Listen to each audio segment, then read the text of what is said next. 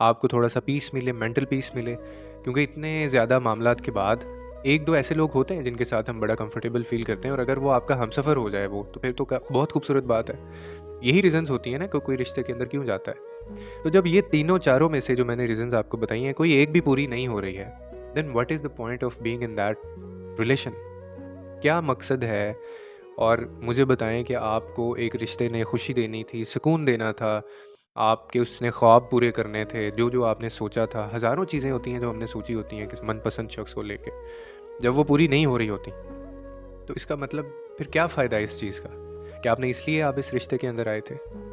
तो उस वक़्त भी हम बड़े कन्फ्यूज़ होते हैं, और खुदा के लिए उन लोगों से मैं मुखातिब हूँ, जो इस स्टेज में या ऐसे मामले के अंदर मतलब इनिशियल स्टेजेस पे हैं। अगर आपको डायग्नोज़ हो गया है इनिशियल स्टेजेस के अंदर, अगर मुझे कोई ऐसा बंदा सुन रहा है, तो खुदा का वास्ता है, खुदा के लिए, अगर तुम अपने ऊपर रह